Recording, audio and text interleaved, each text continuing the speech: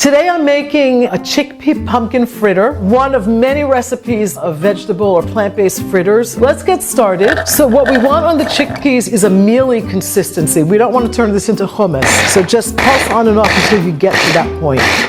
So that's basically what we're looking for. It's really important to do that so that the fritters hold their shape and they're not soggy.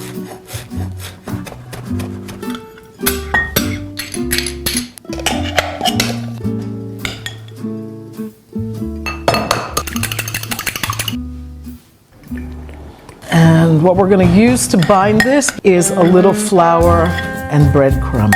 Some pepper. It smells really good.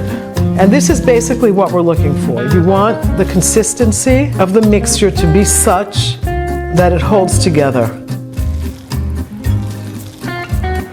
So I just saved a few spaces for a couple of them with some Feta cheese.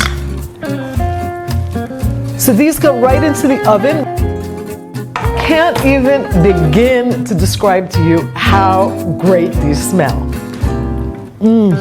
This beats falafel any day of the week. These chickpea pumpkin fritters is another great example of a super easy, everyday dish, and I promise you everyone's gonna love this.